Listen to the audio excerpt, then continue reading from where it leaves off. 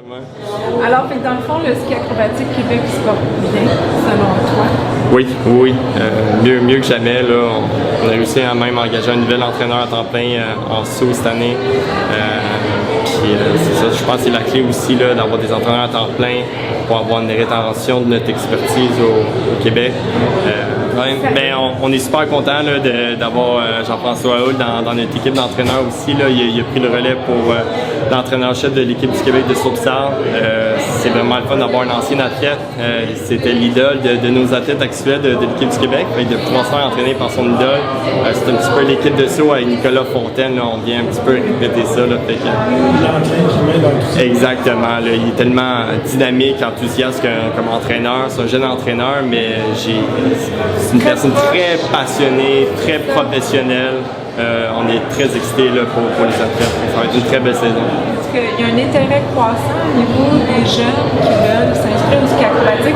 C'est sûr qu'il doit y avoir un effet Kingsbury, un effet tout ça sur on voit une augmentation d'une membership à chaque année qui varie entre 10 et 15 % qui est quand même très bien. Ça se voit particulièrement du côté du slope sound qui est encore, on pourrait dire, une nouvelle discipline. Nos clubs ils prennent de plus en plus d'expansion. On a des sports-études aussi qui se développent et que ça devient un programme qui est vraiment à l'année. Et ça devient vraiment de plus en plus intéressant pour nos athlètes de rejoindre des clubs de ski acrobatique. Dans le fond aussi, je pense qu'il y a eu l'effet film. J'entendais tantôt Sébastien Toutant en entrevue dire il y a de plus en plus d'athlètes de grande réputation qui font des films. Exactement. Par des films, des fois, on attire les jeunes à... C'est ça, des festivals comme le IF3, où est-ce qu'on peut voir en œuvre à l'Expo-Lieu Marchand.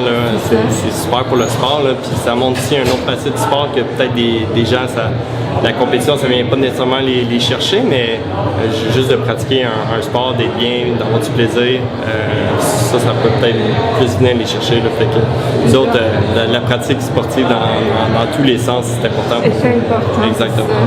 C'est ça notre but. Le sport vraiment intéressant au niveau acrobatique. Exactement, c'est ça. C'est l'aspect spectacle, divertissement, puis de dépassement, ça se fait pas juste en compétition, ça se fait tous les jours sur les pistes de ski. Pour la saison. Exactement, mais pour ce qui s'en vient, un camp qui est très excitant qui s'en vient, c'est notre camp d'automne.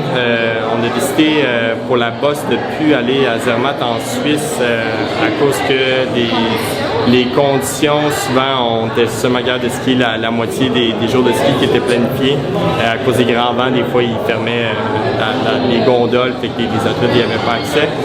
Cette année, on a décidé d'aller au Mont-Édouard. Une suggestion justement encore de nos collègues de Ski Québec Alpin, exactement. Fait que nos athlètes s'en vont là-bas début novembre. On est vraiment contents d'aller là-bas, s'entraîner au Québec. Ils ont enneigé parce que... Exactement, ils vont commencer l'enneigement en fin de semaine.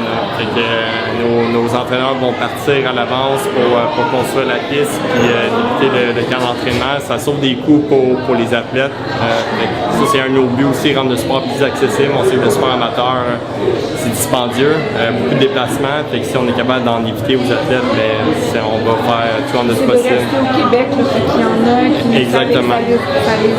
C'est ça, exactement. De pouvoir rester proche des familles, proche de l'école et tout ça. Exactement, c'est plus facile pour l'école, plus facile de communiquer avec eux.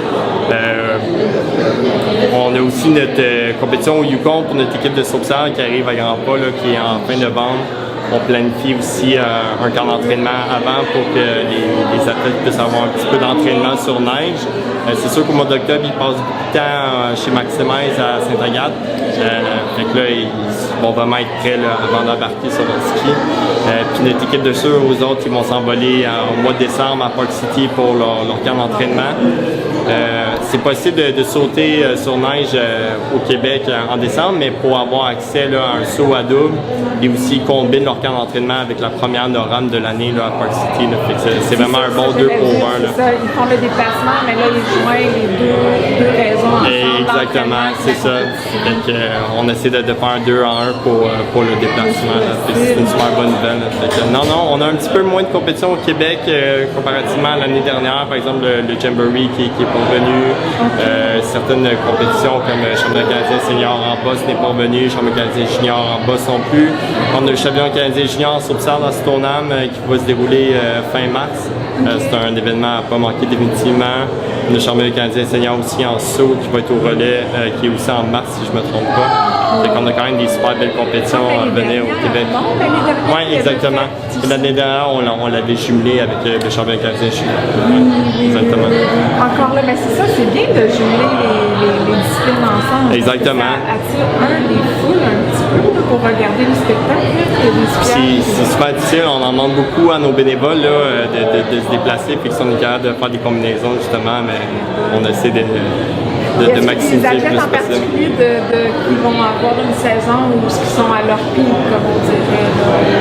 C'est difficile de dire. Oui, c'est difficile à dire, mais il y a des athlètes qui sont tombés dans le radar de l'équipe nationale, dans toutes nos disciplines. Fait qu'on espère qu'ils vont pouvoir accéder justement à leur but ultime. Puis ça se voit là, dans tous les sexes puis dans toutes les disciplines. Oui, définitivement, il y a des athlètes à surveiller. J'ai quasiment le goût de les nommer tous, mais je vais me garder une petite gêne. De favoritisme, exactement. Merci, oui. Allez, ça fait plaisir. Allez, merci.